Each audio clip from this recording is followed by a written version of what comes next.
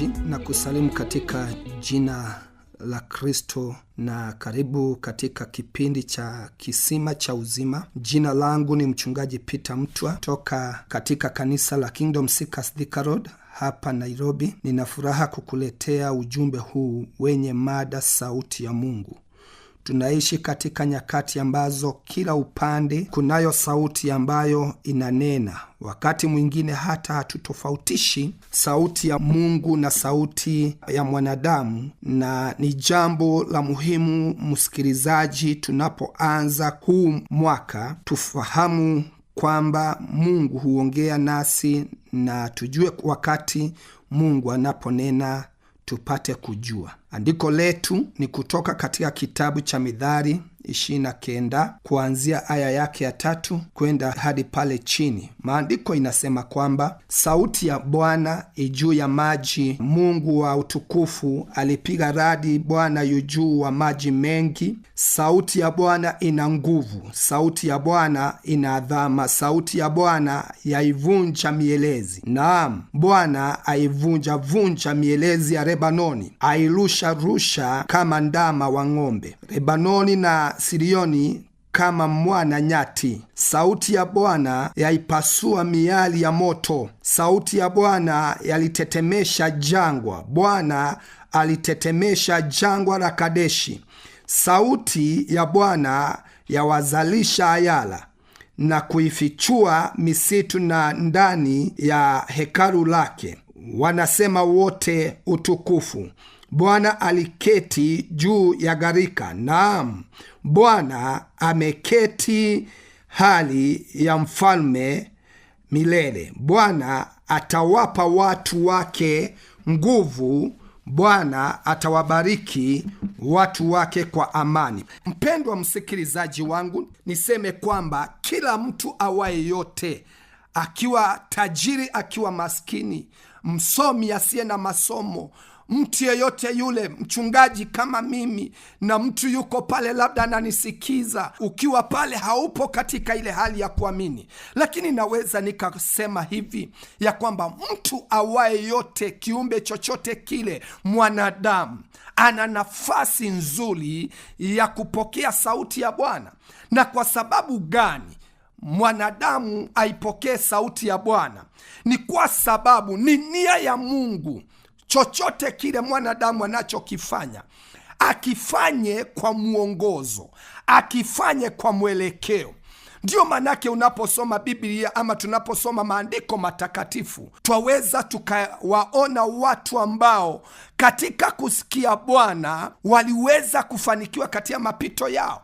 Na ndiyo manake, kwa mfano, tunaposoma maandiko katika kitabu cha Ayubu sura yake 33 kuanzia aya yake 14, inatuonyesha pale jinsi ambavyo Mungu anavyonena. Maandiko inasema pale ya kwamba Mungu aweza akaongea kwa njia moja ama njia nyingine, lakini maandiko inasema mahala pale, ila mara nyingi sisi wanadamu, hata wakati Mungu anapotutwalia tahadhari, tunakosa kumakinika, tunakosa kuelewa. Wakati Mungu anaponena, maandiko inasema ya kwamba Mungu aweza akaachilia sauti yake akimtwalia mwanadamu tahadhari. Ni wangapi walipokea sauti ya Bwana ikiwatwalia tahadhari, wasifanye hiki, usifanye kile, lakini kwa kukosa kutii, wengine wakaachwa na majuto. Hili ni ombi nililo nalo mbele za Bwana asubuhi ya leo, mpendwa msikilizaji wangu, ya kwamba upokee sauti ya Bwana, usiachwe na majuto mwaka huu wa 2026 katika jina la Yesu Kristo. Usikubali kujiongoza. Naelewa tukiwa katika mwanzo wa mwaka, wengi wafanya zile suluhisho, uamuzi wa mwaka. Najua uko pale unanisikiza, na labda wakati kama huu mwanzo wa mwaka, wengi watamani kujua ni kipi ambacho Mungu ataka wakaweza kukifanya. Na ndio manake wakati kama huu, hata nikinena neno hili, kuna wengine wapo katika milima ya uombezi wakitamani kuelewa Mungu anasema nini? Na labda naweza nikasema kwamba sio wewe tu mwanzo, ila wengine walifanya vile. Kwa mfano, tukiangalia mtu kama mtumishi wa Bwana Daudi, wakati walipoweza kupata mji umeteketezwa, wake na watoto wamechukuliwa mateka, maandiko inanionyesha huyu mtumishi wa Bwana Daudi akamwendea Mungu, akatamani kuelewa ni njia gani atakayoifuata kurejesha mateka. Mwaka huu, mpendwa msikilizaji wangu, najua kuna vitu ambavyo vingine viliondolewa miaka iliyopita kwa maisha yako. Haujui jinsi utakavyoifuata, haujui jinsi ambavyo utakavyorejesha. Yawezekana ni biashara, yawezekana ni ndoa, yawezekana ni masomo. Kuna vitu ambavyo vilivyoondolewa maishani mwako, usielewe jinsi ya kuvirejesha. Na niseme, mpendwa msikilizaji wangu, kile ambacho unahitaji ni sauti ya Bwana ikutwalie mwelekeo, ujue njia utakayoifuata, ili kwamba ukaweza kurejesha chochote ambacho kiliondolewa maishani mwako na adui, katika jina la Yesu Kristo. Pia Biblia inaongea kuhusu mtumishi wa Bwana Joshua. Wakati wamechukua mji wa Jeriko, maandiko inasema ya kwamba baada ya pale Joshua mtumishi wa Bwana akatamani kuendea mji wa Ai. Mji wa Ai haukuwa mkubwa kama mji wa Jeriko. Mji wa Ai ulikuwa mji mdogo, haukuwa na umaarufu kama mji wa Jeriko. Lakini mpendwa msikilizaji wangu, ikawa kuna shida iliyofanywa na moja wapo ya wale wana wa Israeli ambaye anaitwa Akan. Manake wakati walipoenda kuchukua mji wa Jeriko, maandiko inasema ya kwamba Akan, Mungu mwenyewe alikuwa ameongea na Joshua, akamwambia, Jeriko ukiwa kama mji nimekutwalia, lakini kuna vitu ambavyo vilikuwa vimewekwa wakfu. Na maandiko inasema ya kwamba ikawa siku moja Akan akapata nafasi ya kuvipokea ama kuvitoa vile vitu, akaenda akavificha kwa hema yake. Na wakati ule ndio naye Mungu alikuwa ameongea na Joshua, akamwambia, pia mji wa Ai nimekutwalia, enda ukauchukue. Na maandiko inasema ya kwamba Joshua pamoja na jeshi lake kwenda kuchukua mji wa Ai.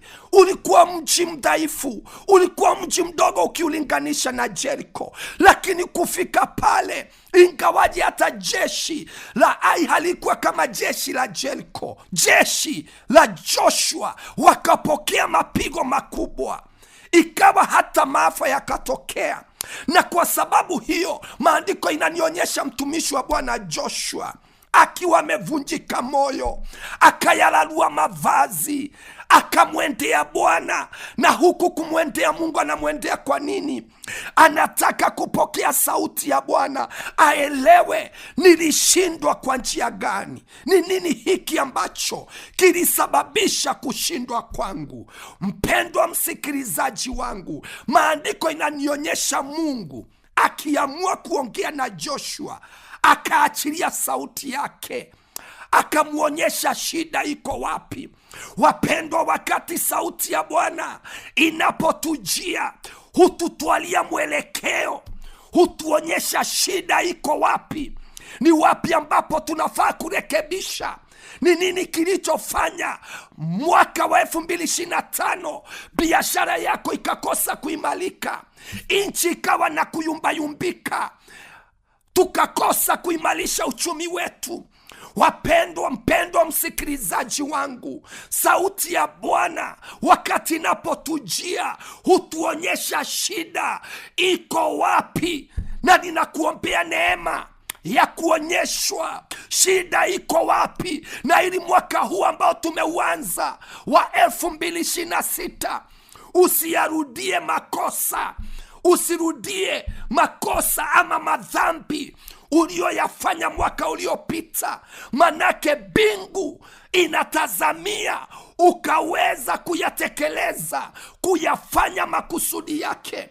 Lakini makusudi ya mbingu hatuwezi tukaifanya pasipo kuelewa ni njia gani tutakayoifuata katika jina la Yesu Kristo. Mpendwa msikilizaji wangu, ombi ambalo niko nalo mwaka huu ni kwamba Bwana kwa sauti yake akutwalie mwelekeo katika jina la Yesu Kristo.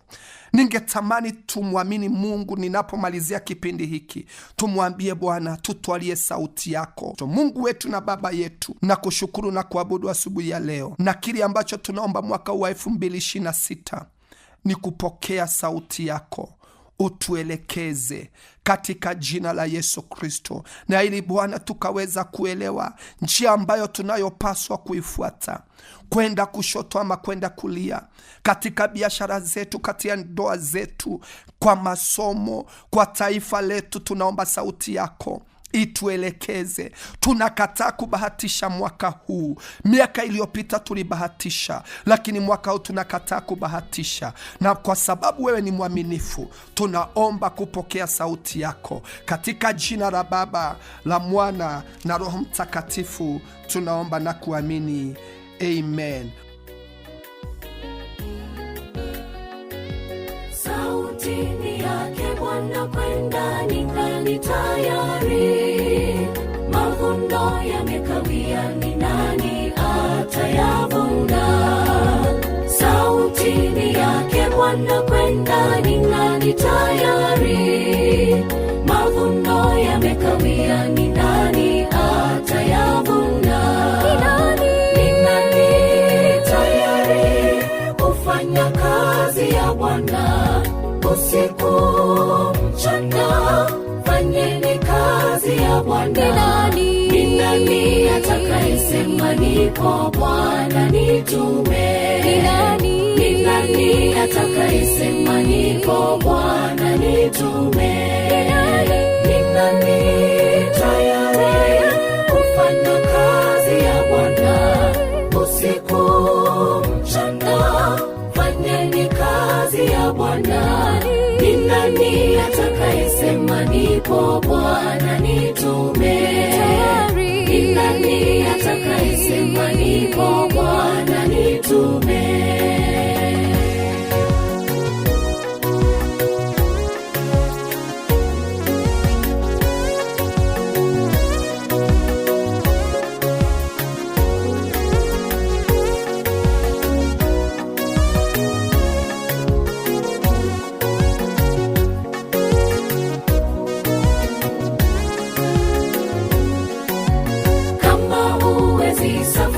Kwenda nchi za mbali, waweza kuwahubiria walio karibu nawe. Kama huwezi safiri kwenda nchi za mbali, waweza kuwahubiria walio karibu nawe. Ni nani tayari kufanya kazi ya Bwana usiku? Hii ni kwaya ya msanii na wimbo Ni Nani Tayari, ambao unatujulisha kwamba sauti ya Mungu inatuita kufanya kazi ya Mungu. Ni wimbo ambao unatufikisha mwisho wa kipindi cha Kisima cha Uzima. Kwa niaba ya mtayarishaji wa kipindi Judy Mung'oli, mimi ni mchungaji Peter Mtua kutoka kanisa la Kingdom Seekers Thika Road hapa Nairobi. Mungu akubariki na uwe na mwaka mpya wenye baraka nyingi, msikilizaji wangu. Amina.